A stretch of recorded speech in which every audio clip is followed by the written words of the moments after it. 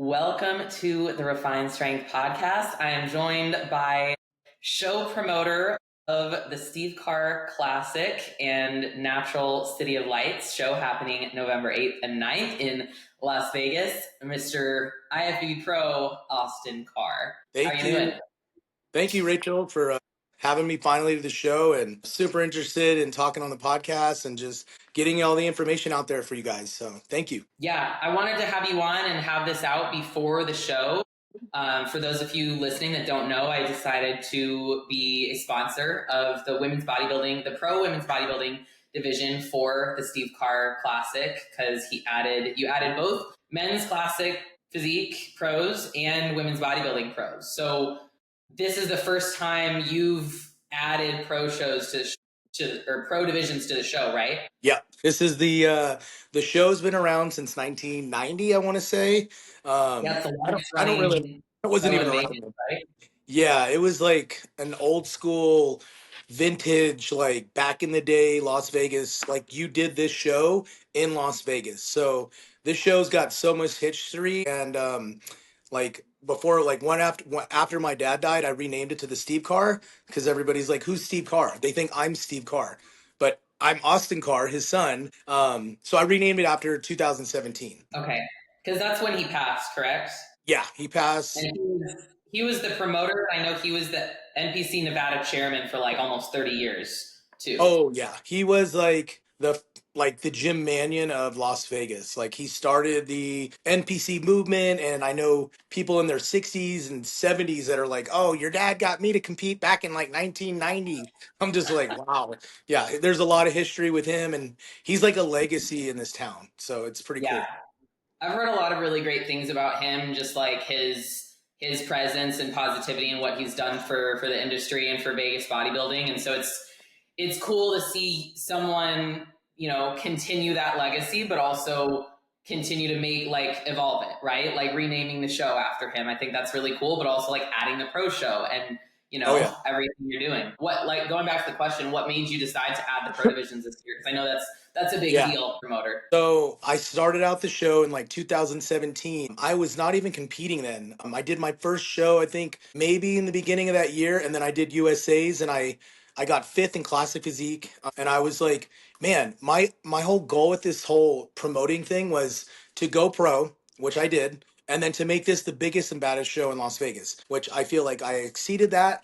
And now, because of the show, me being a pro, I know so many people in the industry. I was like, there's no reason for this show not to have a pro divisions. So it was like only right, because everybody every year was like, why don't you have pro divisions? You're a pro. You like give back to the community, and you can like expand the Las Vegas section. And with all the gyms out here, it's just so stupid not to add a pro division to the show. So yeah, because there really aren't any pro shows in Vegas other than the Olympia, right? No, so there is Patrick Sampson added. Oh, yeah. Well, Patrick, he's been doing pro wellness, but that's only been the last, I think he started that 2 years ago. Yeah, he just started that. I'm not sure when he added it, but he added. So he technically was the first pro opener in Las Vegas. So I'll give him credit for that. But I'm more of a bodybuilder, so I wanted to add bodybuilding sections, which I wanted to add 212 at first, but classic physique is such a popular division. I just think people in Las Vegas would love to see classic guys. And then we just added like out of nowhere. I was like, it was actually wasn't my idea, so I don't want to take credit for it. But it was Jared Feathers, RP Strength, those guys, and Nick. They were like, dude, the women's don't get a lot of shows across the states, and they put in so much work. They don't get any recognition. They don't have many shows to pick from. And this show's right after the Olympia. Like a lot of those girls are in shape. Why don't we just put a show for them so they don't have to, stay on PEDs the whole year to do another show? They can literally just jump in, dry out, and then be good on stage in less than 4 weeks. So I was like, dude, it's a no-brainer. First, we were going to add women's physique. I'm not too familiar with all the girls in that division, but because in Vegas we have so many women bodybuilders like Christina, Hunter, Chelsea, the list goes on. I was like, let's do women's bodybuilding. That I feel like that to me, I get inspired by like trying to like get the bodybuilders back. So that's exactly what there's something so cool about just like the like, this isn't a negative thing, but like the freak factor of bodybuilding, both on both sides, female and male, like, yeah, Yeah. it's cool, men's physique, whatever, but like bodybuilding is what brings it in. And like all the female division, there's a lot now, Yeah. and they all have their place and they're all beautiful. But women's bodybuilding, especially just when you have such extreme talent like we do right now in this current time, it's just like you have to see more of it, and to be able to give back to it, and to see these women. And especially like you said, I think it's really smart to put it so soon after the Olympia, like it's only 3 weeks or something like that. Yeah, like Or probably 27 days or something like yeah, that. like Yeah. that's perfect, because you're Yeah. right, it is. I think that's a big reason why women, especially in more muscular divisions, don't compete as often as you see bikini girls compete, Of course. because it takes more PDs. It takes a lot more out of a bigger body to stay conditioned so long. Yeah. And we have to, like, if any of us want longevity in the sport, we have to consider that and know that it takes time and it takes a lot out of you. So I think that's perfect. Yeah, like again, what I was saying, Jared was literally thought, because he's a pro classic physique guy as well. So he was like, dude, let these women's jump into the show so they don't have to stay on gear the whole year. They can literally do the show. And then if they qualify, well, they just changed the qualifications. So now you have to win 2 regional, like local pro shows, and then you can qualify for the 2026. Before, it was just one show and you would qualify for the 2026 Olympia. However, because the complaints with the Olympia, there was too many athletes for the show. Now they're trying to make the qualifications a little bit harder, so they're not trying to have as many people in the lineups. This will be a local pro qualifier show, but you still got to do another show if you haven't done any shows in 2026 to qualify, or 2025 to qualify. Meaning you have to win 2 pro shows.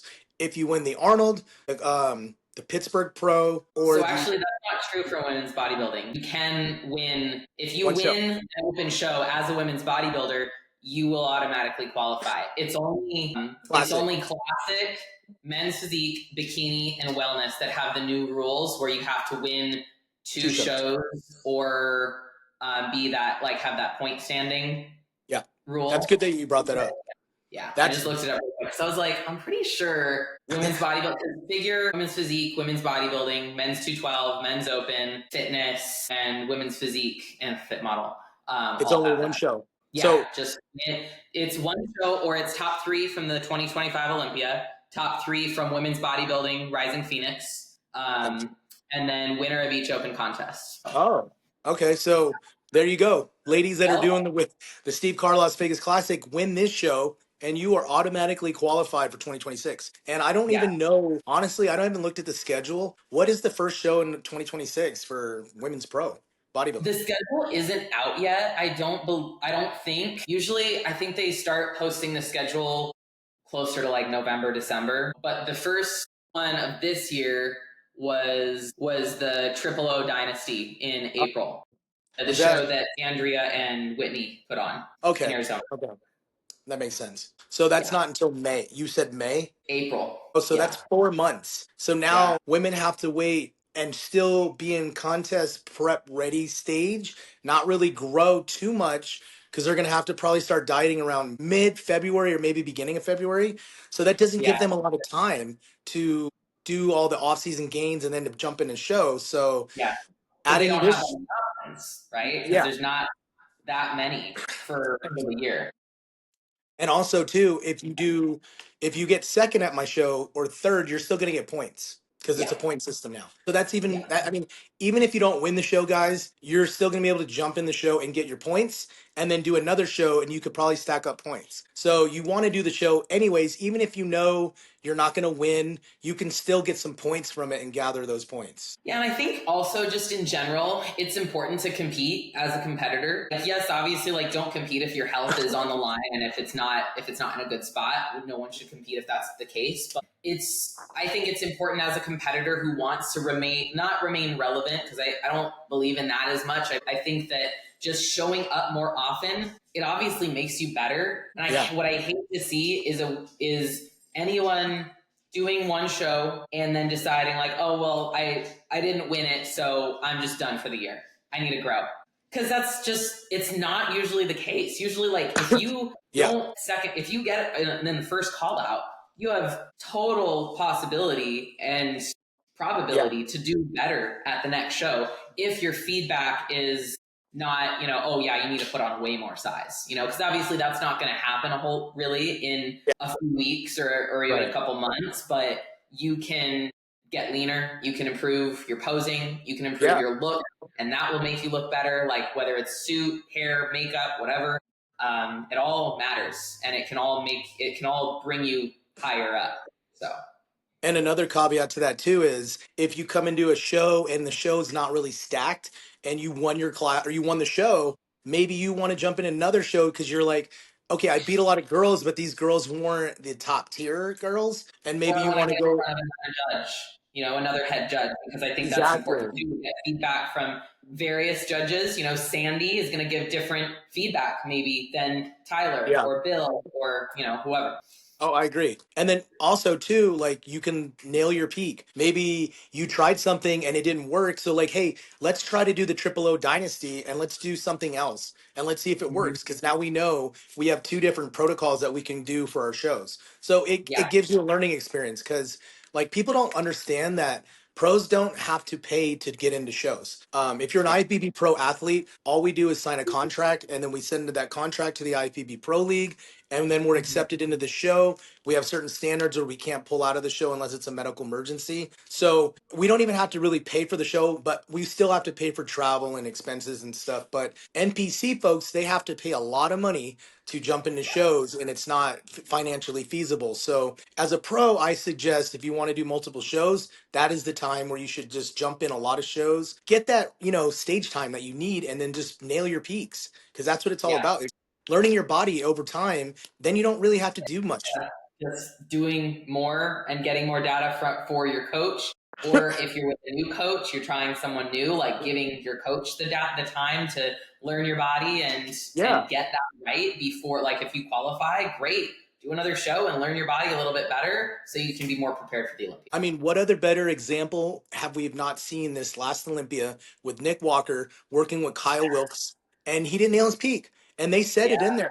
He nailed Pittsburgh Pro, but he didn't nail this peak, and unfortunately, it was the biggest show of the year. But a lot of expectations coming into that show as Nick was, and getting six was definitely I know he was hurting after that, but it happens because we don't know our coaches, they don't know our bodies fully. And I think what happened was they were trying to go for big, big, big, and they really missed the mark on the conditioning. And unfortunately for Nick, that sucks because he needs that conditioning to win his shows. yeah, So, like you said, do multiple shows with new coaches or your coach, and then you guys have so much data you guys can gather. Use that for the next show, and it'll be easy walk in the park for your peaks. yeah, absolutely. So with yourself as a bodybuilder, you last competed in 2021, right? Yeah, that was my Texas Pro. Texas Pro. Yeah. So, are you officially fully retired, or do you think you'll make a comeback? See, I had a big year in 20. So right after I did the Texas Pro, I had my last kid. You met Yeah, her, Sophia, yeah, and then 2022. So 2021, I actually got the vaccine in mid-July, which I was gonna do a show in Bahamas, the Puerto Rico Pro. I don't know if you heard. Oh no, I'm sorry, it was like the yeah. Bahamas, some show over in Puerto Rico or something like that. But I Right. had to get the vaccine, and I was so lean for so long in 2021. And that year, I worked with a different coach, and we did a little things a little aggressive. And I think with getting the vaccine and doing things so aggressively, I think my heart just kind of like got a bad toll for it.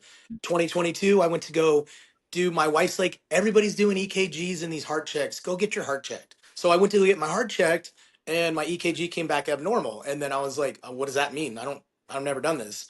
So they were like, hey, come back. You need to do an echocardiogram and then possibly a CT scan. So I came back to do the echocardiogram and they were like, oh, well, you have an enlarged left ventricle of your heart, like the left side of it. So I was Yeah, like, is that like gonna stop me from competing? And they were like, well, you're like 5'8", 270, you are huge. You're too big to even get into like the bed to do the machine. So my doctor's like, you need to lose 40 pounds. And I was, you know, typical bodybuilder, like, go fuck yourself. Like, I'm not doing yeah, that. That's not, I've earned this muscle. I'm not going to lose it.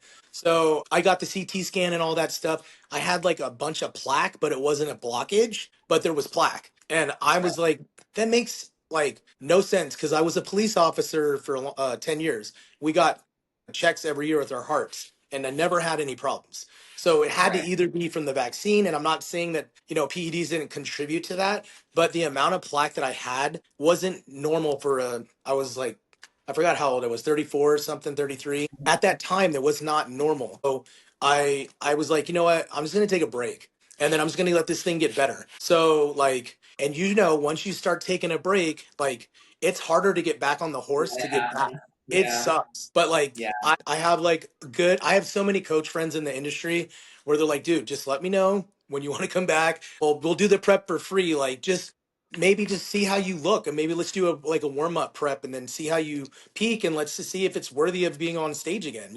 So Yeah. I still like held a lot of muscle. So I mean I could literally every show that I've done in 6 weeks. So I could get back like quick, but I know I lost a lot of, muscle tissue as well. So it would just be like probably a 6 to 8 month process. Yeah. But I want to get my show out of the way first. Getting into the right space to cut Yeah. back down. Yeah. Pretty much like put on some like fluff, a little bit, some tissue, and then start getting in that prep mode. So, but like I'd love to just get the show out of the way first because I don't want to stress about bringing my food at the show. Like I'm still eating clean, but it's not regimented where I'm dieting. Like I'm not measuring Right. grams. Knowing Yeah. what you need as a body. Yeah. Yeah, and so many, you know how it goes. Like working a lot, traveling, it's just so hard to keep. I mean, you do it, which thank God you're good at doing that. But like having your food prep all the time is so tedious and like mind blowing. For me, sometimes I get stressed out, and I'm Yeah. like, I don't want to stress. I just want to get the show over with because I want to get back to the athletes. And for Yeah. me, promoting and giving my 100% to them is more like fulfilling right now for me to get like massive inject. So after the And the show, I talent, like really, you said, it'll always be there. There's plenty of oh yeah, opportunities to compete, whether yeah, open, masters, whatever. And at yeah, the end of the day, you do it because you love it and because it makes you better. But if right now being the best promoter you can be makes you better, then that's what you got to do. And I yeah, think it's like having the quality just like continue to increase each year. I worked your show 2 years ago, so in oh yeah, 2023. yeah, And then I worked this year at the Las Vegas Pro-Am or Natural Pro-Am that yeah, you co-promoted. And so like just watching the level up over time is yeah. cool. And so that's why I was excited to see the pro divisions come on to this one. And I think you and Jared and like like you guys helped the show. Like seriously, like you guys helped me make the show better because you contribute. And without you guys, I wouldn't be able to do the show to add pro division. So, big shout out to you and your coaching crew and what you guys do. Cause without you, I would never have the women's pro division because you guys helped me out with purse money. So like, I'm not even taking credit for that. I give you guys credit. So shout out to you for helping the IFBB Pro League. Yeah, thank you. It's like to me, and that's why I love that Jared is like who kind of spearheaded this, and I'd love to have him on the podcast too. But like, I think there's something really cool about competitors who are still active, like active competitors, or retired too, but like active pros giving back to the league in some way. Yeah. And because what we see a lot of is like, competitors don't like something that was made as a decision by whether it was the pro league or promoters or NPC or whatever. And so they complain about it, right? They don't like it, so they talk about it and it gets all this chatter online and things like that. But like, what does that do? It doesn't do anything, right? Yeah. And so, Jared sees the opportunity like, okay, there's a show Oh yeah. happening in Vegas, lots of women's bodybuilders in Vegas. Oh yeah. Some of my best friends are women's bodybuilders, so fuck it, let's go and like make it happen. Because if you don't make it happen, and that's what I did too. Like once you asked me and I thought about it, I'm like, yeah, makes sense.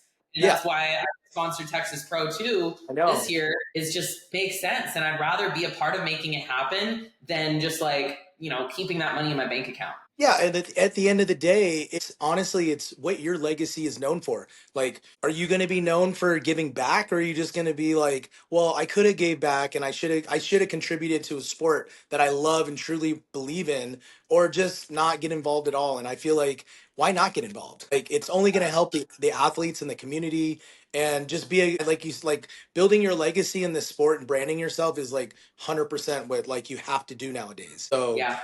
I think people see that too, that you sponsor the show, and they're like, "Damn, that's hella cool." Like, she's an athlete and she's also sponsoring the shows, like as a pro division. That just really good on your part. Like what I hope for it is like, yeah, it's cool, like getting that recognition and everything, and it's great marketing for my company, blah blah blah. Like it's not completely selfless, but at the same time, it's like I hope that it shows others that they can do it too. And Yeah. I hope that Jared starting to sponsor shows and like RP Strength, that will like inspire others to like men, like other coaches or athletes. Like I know a lot of coaching teams will sponsor shows pretty often, but Oh, nice.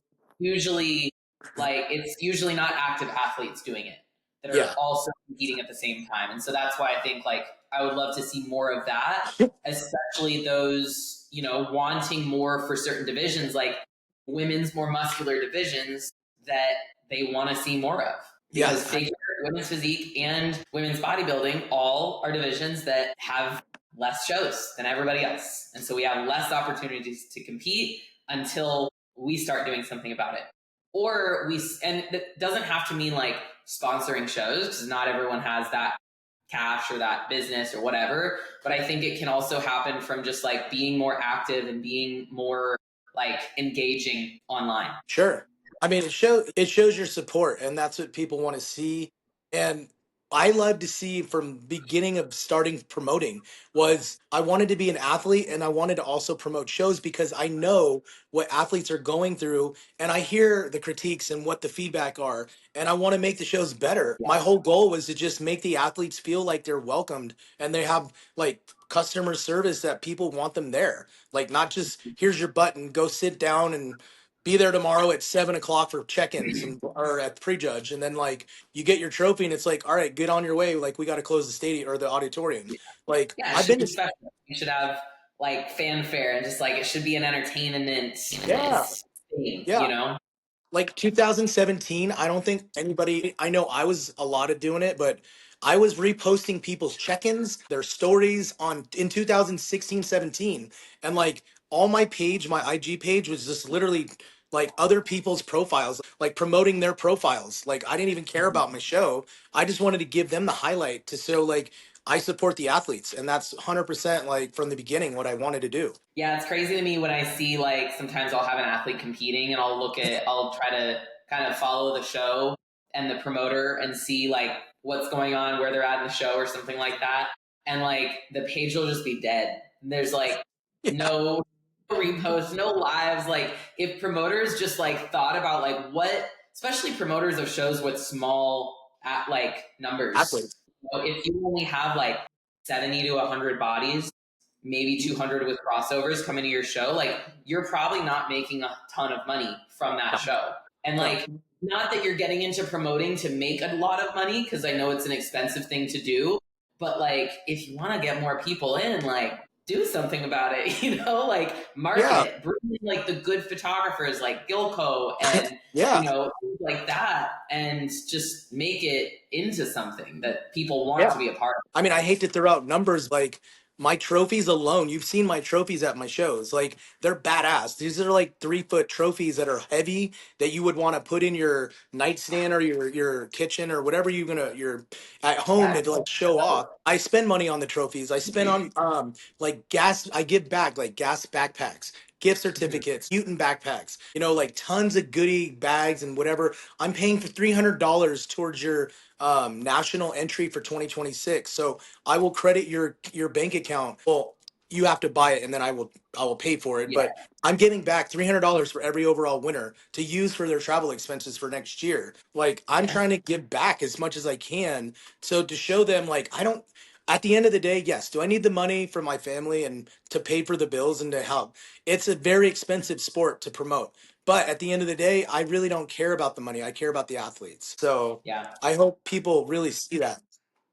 What do you wish that um, competitors knew more about when it comes to putting on a show? I think they just don't understand, like, it's a lot that goes into that. You have to pay, like, you have to pay for all the, like, the venue, you have to pay for the sanctions, you have to pay for trophies, medals, marketing, all the banners, the stage production, like all these little things go into it, and before you know it, it gets pricey. And you know, we're not trying to charge a lot for entries and for coach passes, but like we're just trying to cover our expenses that we put into the show. And like we're not making a lot of money off this, guys. Like I have a job too on the side. Like Yeah. this isn't a full-time job for me. It's just I love promoting. I love the sport. I don't think I know a single promoter that doesn't have a full-time job.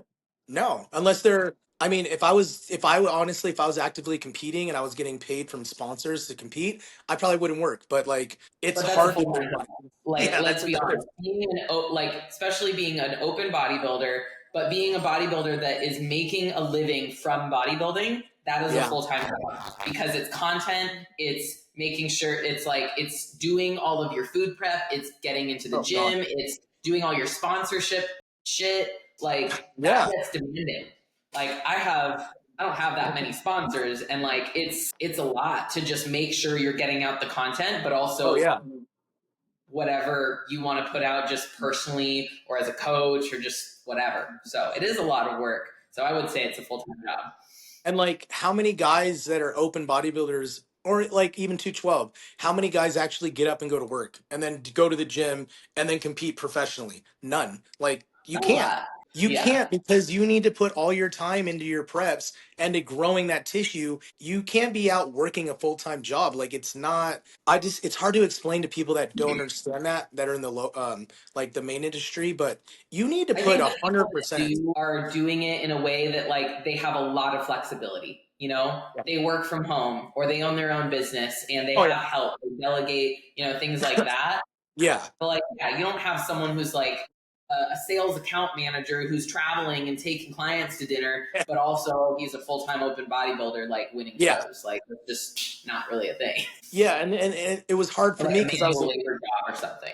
oh yeah, like because I was a police officer, so I was doing my preps like in the patrol car, eating my prep food, training like Running. new officers, and like, okay, we need to go back to the station because I got to eat my food, and we'll go back and like hit it in 2 hours, and then working overtime, overnight shifts. Like I had no sleep, and then I had to do cardio at 6 a.m. And then I'm like pissed off at work because I'm so tired because I'm trying to get prep for a show and everybody's making fun of me because like I have all this prep food and like, dude, why are you eating all this food and then you're just tired all the time? I'm like, dude, you guys have no clue what I goes just into don't a prep. understand. No clue.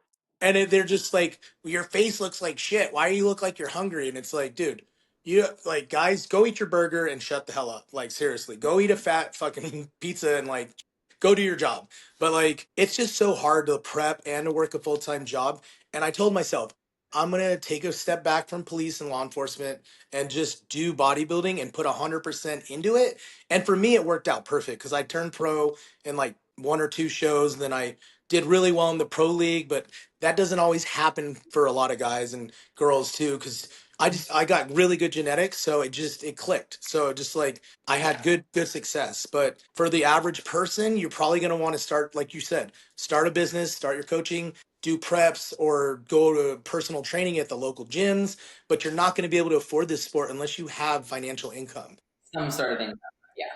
Yeah, you need disposable income at all times. Yeah, and that's the thing. I think over time in bodybuilding, from when you start competing and it's very much just a hobby, then over time you have to get better at making just time for the hobby and understanding what it takes. Then over time, like if you're really enjoying it and you want to do more with it, you want to get more competitive, then you have to reach a new level of like, all right, I'm going to make sure my life is facilitated around bodybuilding. And it does take sacrifices like, going home to eat, bringing your food with you, saying no to things like that.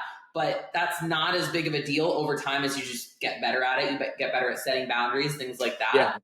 Then it does start to take a toll when you're like, yeah, you do have to answer to people. Like when I was in my last corporate job before I went on to full-time coaching, I was prepping that year in 2021, and it definitely got just like Overbearing. taxing, you know? Yeah. Yeah. And it's like, it wasn't hard, but it was hard, you know? Like I did it and it wasn't something I was like, oh, poor me, I have a corporate job and I'm a bodybuilder.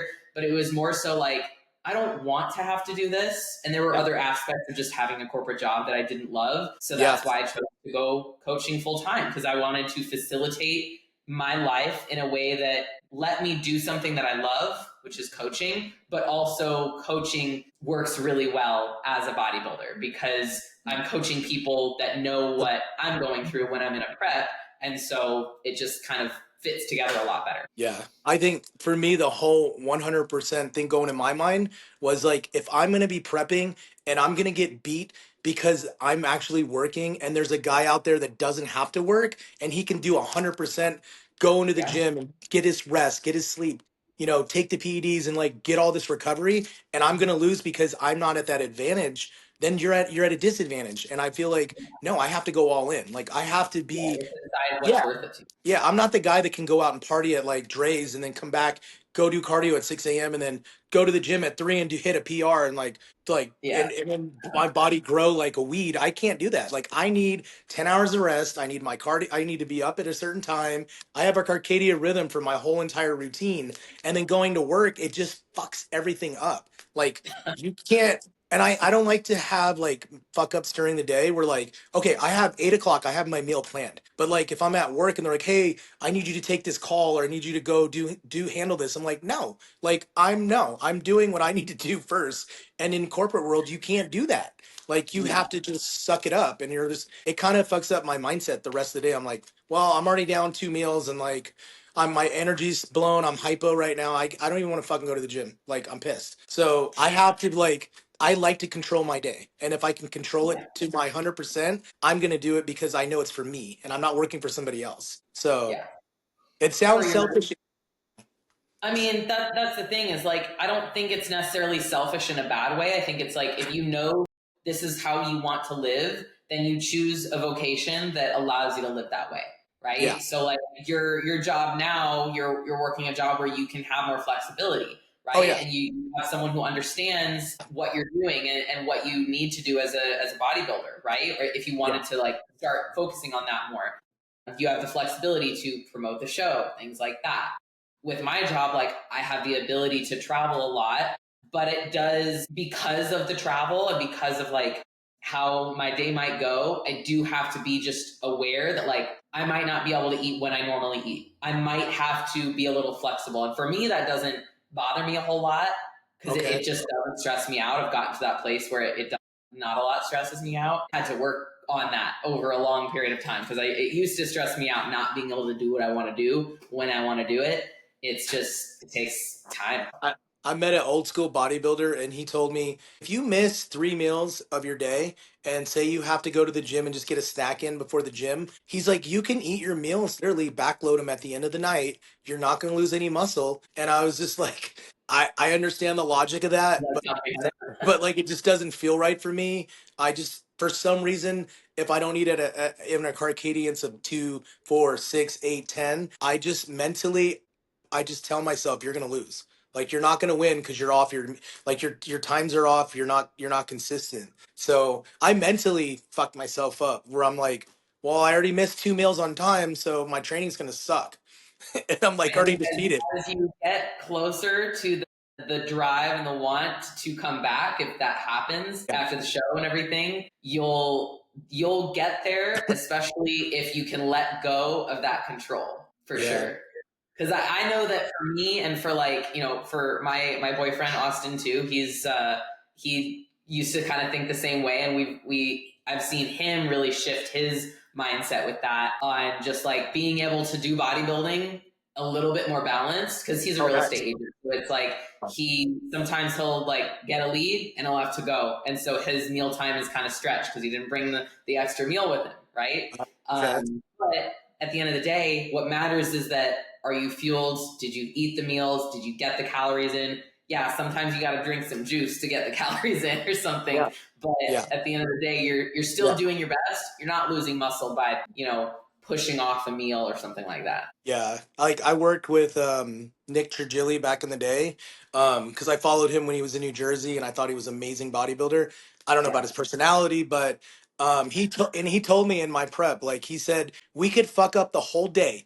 If we fuck up the day, that's fine. But if you just can just do your pre-workout, your intra carbs, and your post-workout, we're good to go because those are the most times that you're anabolic and you're gonna put Yeah. on muscle or burn fat. If you can get those 3 meals down solid, then the rest of the day, it's okay. We can fuck up. As long as those meals are timed during your training, you're fine. So I always Yeah. like, okay, I might have fucked up breakfast. I might have fucked up like my meal 5 and 6, but as long as my training and my intra carbs are good, I'm fine. So that's something that I always think about too. Like just Yeah. nail your peri nutrition. Yeah, I agree. And I think too, just like the stress and anxiety or tension with like comes with fucking up the day and losing the day or something. That is honestly worse than missing the meals in the first place or fucking up the day. Because like if you can just like remain calm, like, okay, that sucks that I missed that meal, but I can definitely get more in later, so it's okay. Then your body isn't just coursing with this cortisol, and your body is like, it's gonna be fine. That's how I think about it. And I'm not telling people out there you can't work and like do bodybuilding because you can.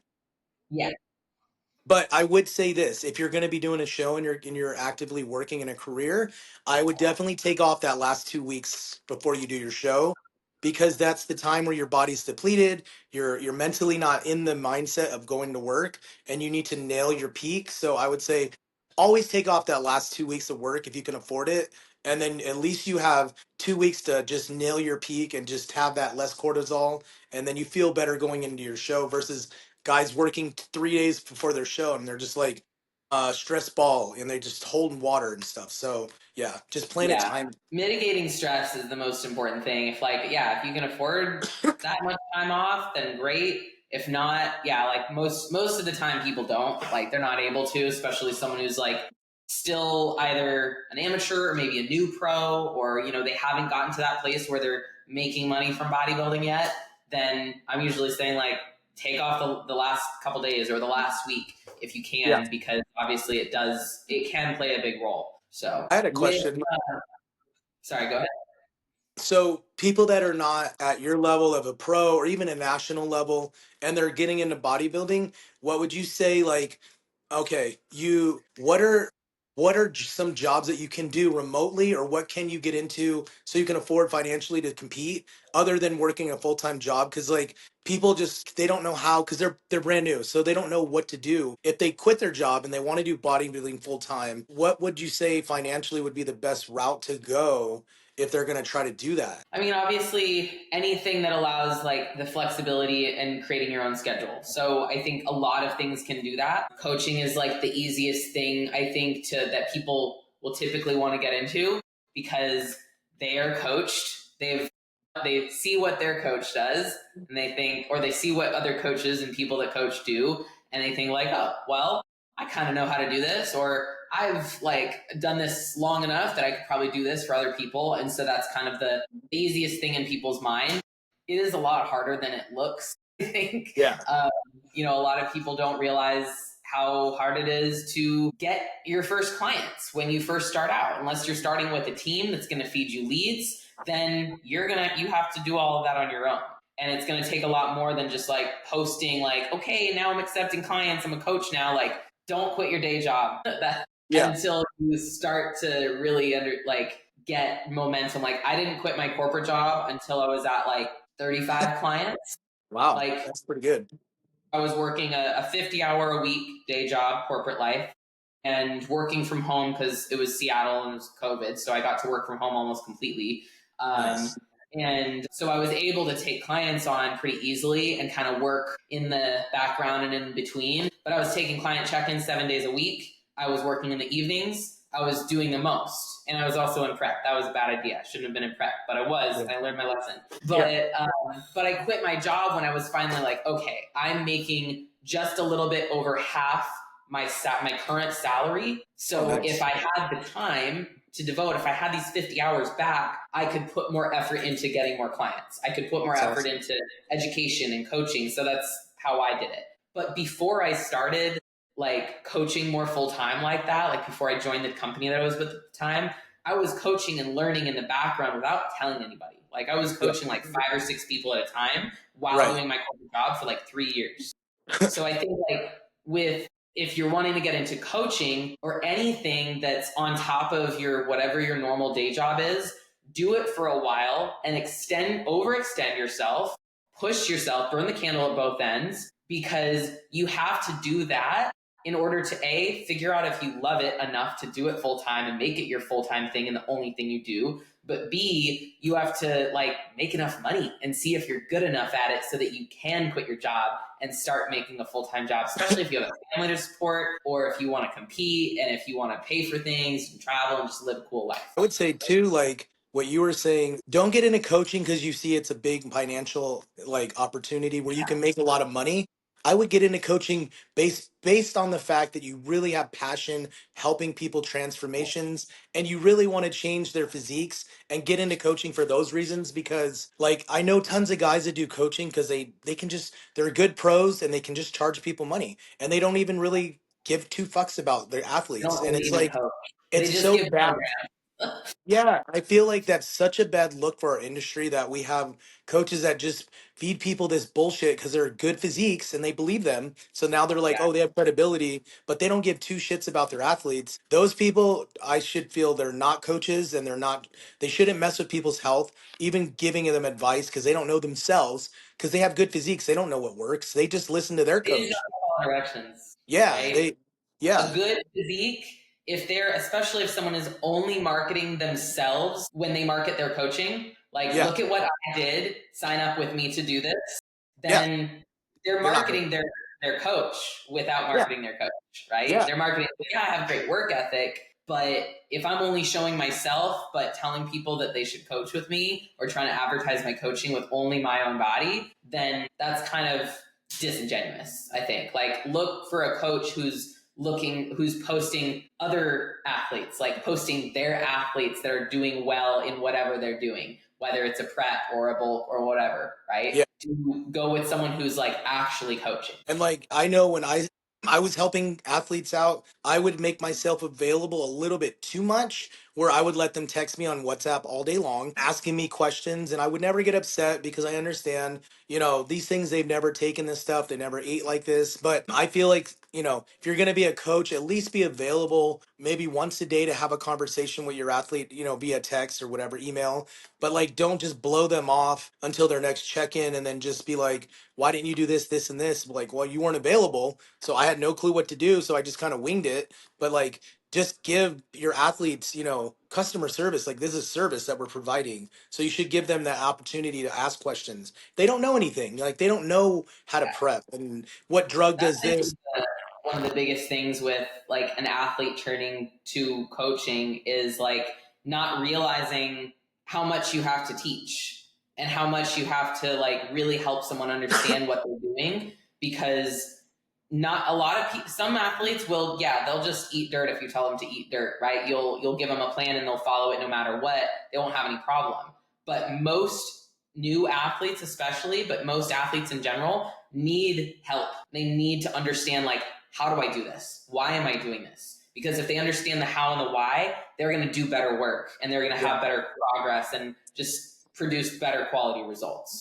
But Yeah. you, the coach, have to make that happen. And I think that's what a lot of people miss. I mean, I literally was in the car with my wife and the kids. I literally pulled over because my one of my athletes took insulin, and I had to literally get it my insulin needle and like literally show him how many ticks on the insulin needle because I didn't want him to go hypo before the gym because he's like didn't know how to do the math for the IUs to like growth to insulin. Right. So Yeah. like I was like trying to explain it for 30 minutes. Like, dude, you do this much amount, or else if you do this much you're gonna have a hypo an episode, you're gonna pass out, and hopefully that's not good. So like Yeah. I remember Especially like with my any kind of PED, it's just like that has oh to god. be, you have to know that your coach knows what they're talking about and is giving you really, really clear advice, a really clear instructions on everything. Yeah, and I'm sure you do it too. Like first getting an athlete, first thing we want to see is blood work.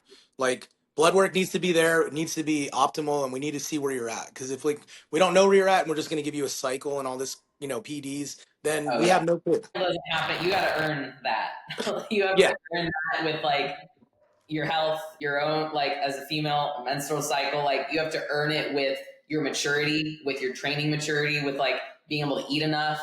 I'm a very like conservative coach when it comes to that. PEDs are a huge part of the sport, so it's a reality.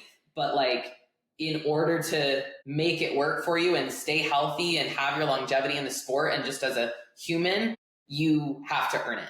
You can't just like jump in just like, yeah, let's fuck around and find out yeah. and do whatever. Like, and I just want to say, like, I don't coach any athletes that do my shows.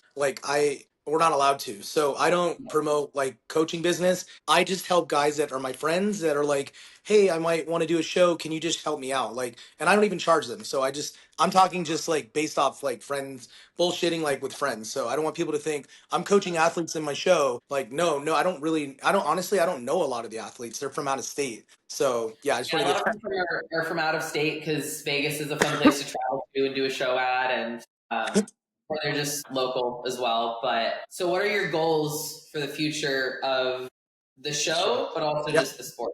So I want to really expand the Steve Carr Classic and also the City of Lights because we were the first ever natural show to ever promote in Las Vegas. So we've grown that show. I think the first year you were there, we only had 40 athletes, and then I think last year were you there as well, or did we use somebody else? I was working a different show last Okay. year. We had, I think, 85 athletes, so we doubled in size. So, I mean, that natural division is growing at a massive rate. I would love to get a pro card national show for naturals. So they could do our show and get their pro card because you can only get it at the Pittsburgh Pro and the Or the Ben Weeders. Yeah. So we could have 3 rotating natural pro shows to get their qualifiers.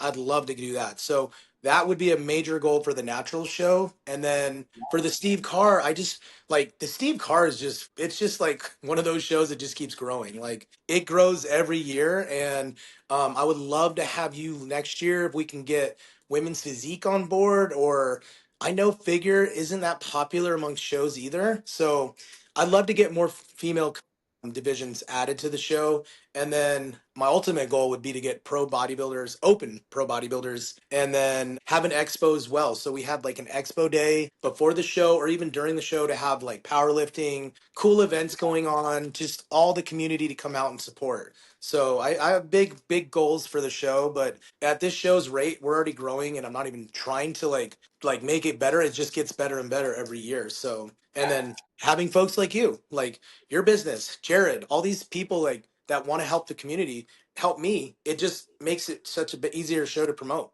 So Yeah.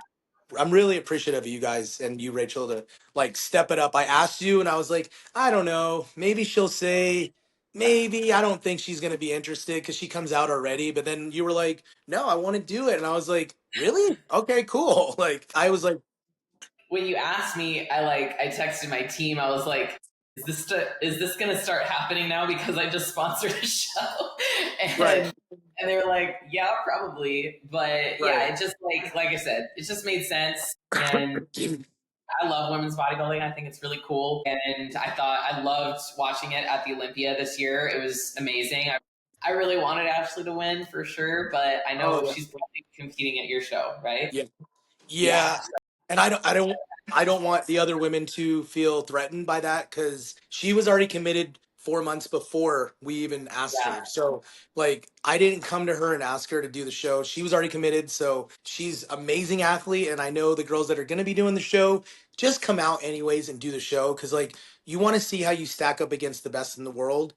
I'm Yeah. trying to get third place winner Lavana to come out and do the show. I got to talk to Dom Superslice, her Is coach. Honey Yeah, gonna she'll be there. I'm pretty sure she'll be there. But if I could get Lavana to do the show, she was third in the Olympia and Ashley was second, so we'd have a rematch for that. Yeah, I mean, it could be like kind of like a second Olympia. Like the Hurricane Yes. Pro right now for figure. I know there's like 4 or 5 Olympians coming off of that and doing that this weekend. So I think that's a cool cool thing about shows like right after the Olympia is that Yeah. like, you know, a lot of people are have been like prepping for it all year, right? But then a lot of people are just coming right off the Olympia to try to get that maybe easy win post show, post Olympia. So, Yeah. yeah, And I think really it's Matt Greco and who's the other guy that he was top 10 in the Olympia for Classic. It was Matt Greco and Justin Badurina from oh New yeah, Jersey. they are They're great they're classic guys. doing Hurricane Pro coming up on October 17th or something like that. Yeah, I yeah, think this it's next up week. to this next weekend, yeah. We're in the works of talking to Logan Franklin. Hopefully, maybe he will do it. And then I'm trying to get Terrence Ruffin on board to jump in the show. He's already on like one of my flyers that we just put him on there just because. But Yeah, I just want good athletes to come through the show, and also athletes that are not really being spoke upon. They can get their glory and come out and showcase their oh yeah, physique too. So I think yeah. it's going to be a good show. I've already got 14 classic guys committed, and I How haven't even. many women's bodybuilders you have committed? I think we have 8 so far, which is pretty Okay. good. Yeah. If So I'm gonna post this part, if we get 10 or more, I will increase the cash purse. I'll do So 2. yeah, Well, okay. I got the checks already written out from like my marketing company, but we can okay. always add more Probably money to do that. a little whiteout on that. Yeah. Yeah, hell yeah. And that's like for you to do that and like up the ante because we get more athletes, like fuck yeah. Like that makes Yeah, me happy. It makes me want to just like, okay, whatever money excited. that we get from the show, I'm putting You know, into it. like it's show business. Yeah, I'm Yeah. excited. And then we're also going to have, I didn't want to mention, forget, Andrea Shaw, 6-time Miss Olympia. She will be there guest posing. So we're So going to have fucking Mrs. Olympia there. So you're going to see the best in the world on stage at the show. Tickets are basically, if you buy the NPC portion, you're getting the IFBB Pro show for free. So the ticket prices are only $60 for the prejudge. And I think it's six.